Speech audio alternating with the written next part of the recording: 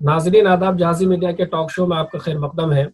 आज हमारे साथ मौजूद हैं सुप्रीम कोर्ट के वकील जनाब मौलाना मोहम्मद नूरुल्लाह साहब, जो जमीयत उलमा हिंद के लीगल सेल के भी वकील हैं। आज हम उनसे मौजूदा हालात में जो कुछ नए टॉपिक सामने आए हैं उस पर गुफ्तगू करेंगे। जैसा कि आपको मालूम है कि पूरे भारत में कोरोना की वजह से लॉकडाउन है। इस लॉकडाउन में यौमिया कमाने वाले मजदूरों और इसी तरीके से डेली बेसिस पे काम करने वाले हजरात की जो हालत हुई है और जो भूख से मर रहे हैं, उससे देख करके इंसानियत बिल्कुल लरज उठी है।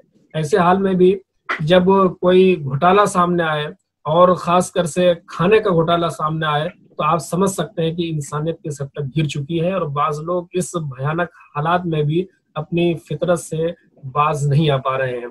तो आइए हम जानते हैं सुप्रीम कोर्ट के वकील साहब से कि अगर आपके राशन का घोटाला होता है, आपके खाने का घोटाला होता है, आपके हुकूक को सल्ब किया जाता है, तो ऐसे तौर पर आप कानूनी तौर पर क्या कार्रवाई कर सकते हैं।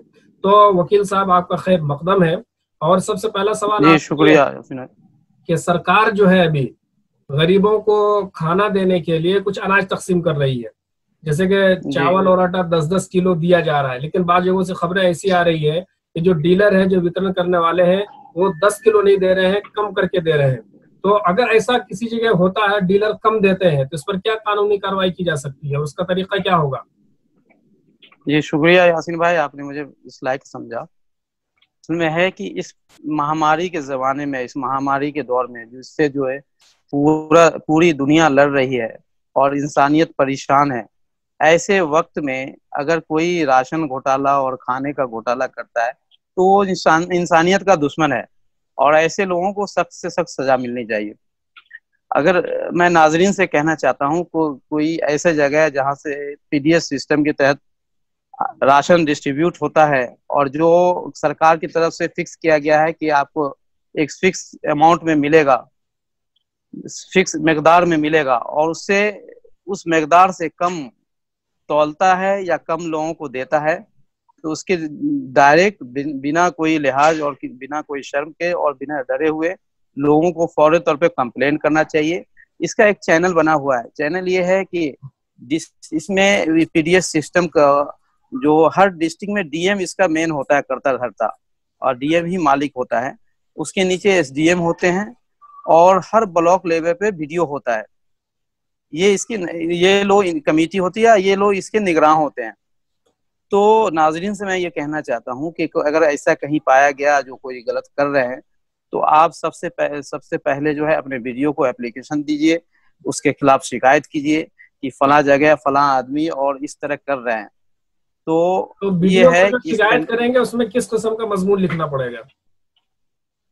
मजमून इस तरह लिखेंगे कि जो एक फॉर्मेट आता है, फॉर्मेट किसी भी दरखास्त का एक, आप हिंदी उर्दू इंग्लिश किसी लैंग्वेज में लिख सकते हैं।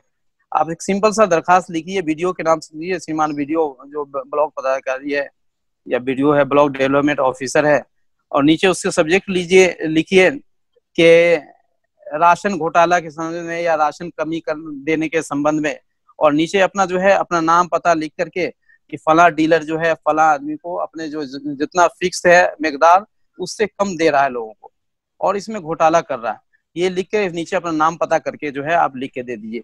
अगर नाम पता लिखने से डर लग रहा है तो बगैर नाम पता के भी आप दे सकते हैं वहां, या फिर इस दरखास्त में दे सकते हैं कि हमारा नाम पता जो है सीक्रेट रखा जाए और इस तरह वो फला डीलर ये कर रहा है, तो और उस मान पर लीजिए छापा मारा जाएगा। अगर ये दरखास्त देते हैं तो उसके बाद इन्वेस्टिगेशन भी की जाएगी कि आया ये मामला सच है या नहीं। और बिल्कुल उसमें जी जी बोलिए।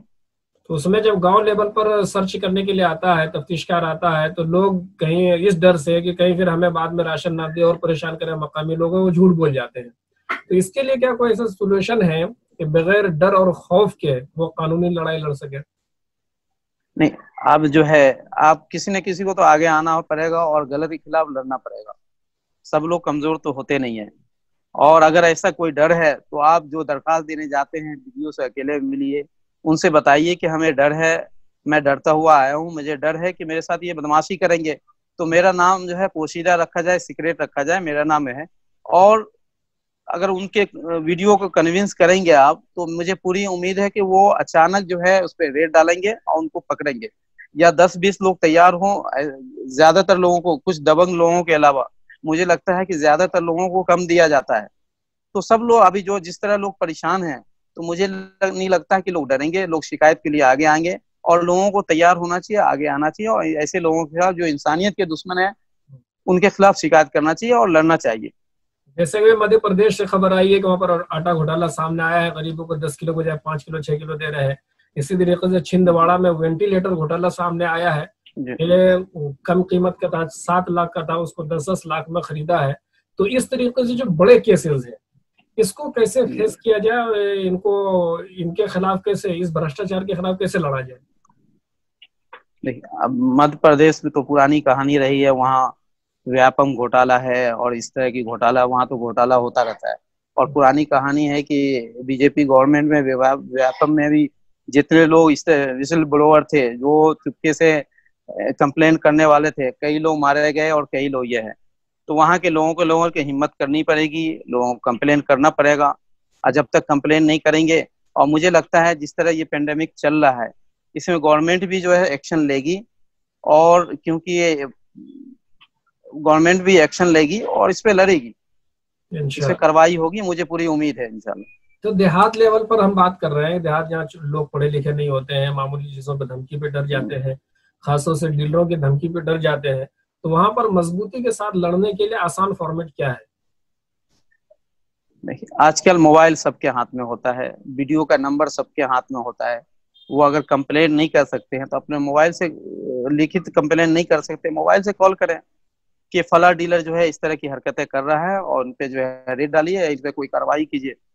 अगर वीडियो से नहीं हो सकता है तो आप एसडीएम का नंबर लीजिए। हर तरफ जो है गूगल पे, नेट पे, हर डिस्ट्रिक्ट का हर जगह जो है सरकारी नंबर मौजूद होता है। तो आप अपने फोन से कंप्लेन कर सकते हैं कि इस तरह के लोग हैं, डिटेल में कंप्लेन कर सकते हैं और रिक्वेस्ट कर सकते हैं कि आपको कोई परेशानी है तो मेरा नाम सीक्रेट रखा जाए।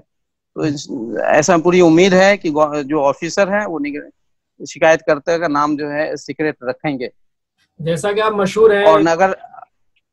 और मैं एक और कहना चाहता हूँ कि इस तरह अगर कोई परेशानी है तो हम लोग एडवोकेट हैं, बैठे हुए हैं। अगर आपको, मैं नाजरीन से कहना चाहता हूँ खास करके कि आपको अगर इस तरह के कोई डर है तो मेरा नंबर ले लीजिए, आप मेरा नंबर प्रोवाइड कराइए और मुझे कांटेक्ट करें, मैं कानूनी कार्रवाई करूंगा, कोशिश करूंगा करने की। तो अगला सवाल आपसे यही था कि अगर कोई गरीब मजदूर आदमी आपसे अगर कानूनी सलाह ले, तो चूंकि आप सुप्रीम कोर्ट के वकील हैं, जो सबसे ज्यादा सुप्रीम है, जहाँ के वकीलों के बारे में मैंने सुना है कि 2 मिनट बात करते हैं तो लाखों रुपए लेते हैं, वो अपना चार्जेस करते हैं। तो ऐसे में आप फ्री सेवा के लिए तैयार हैं, ये बहुत बड़ी बात है। जहाजी मीडिया आपके इस जज्बे को सलाम करता है और अपने नाजरीन से शुक्रिया कि आपको कोई भी कानूनी मशवरा लेना हो तो हमारे वकील साहब से राब्ता कर सकते हैं। हम स्क्रीन पे वकील साहब का नंबर दे देंगे, फिर भी वकील साहब से गुजारिश करेंगे एक मरतबा अपना नंबर खुद आप रिपीट कर दें। मेरा नंबर है 9990155717, 9990155717, 9990155717। तो जज़ाकल्लाह। 9990155717। जज़ाकल्लाह। हमारा 24 घंटा मोबाइल हमारा बिल्कुल ओपन रहता है, बंद नहीं होता है। आप जब चाहें, जिस वक्त चाहें नाजरीन कॉल कर सकते हैं। और हमारे लिए लाखों नहीं, ये हमारे जो, अगर मैं किसी के काम आता हूँ तो मेरे लिए करोड़ों के बराबर है। इंशाल्लाह मैं तैयार हूँ। बहुत बहुत शुक्रिया वकील साहब, आपसे हमसे जुड़ने के लिए बहुत बहुत शुक्रिया। तो नाजरीन, शुक्रिया।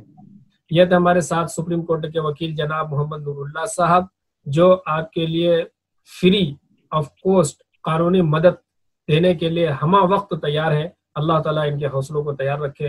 नाजरीन, फिर किसी नए टॉपिक के साथ आपके सामने रूबरू होंगे, तब तक के लिए खुदा हाफिज।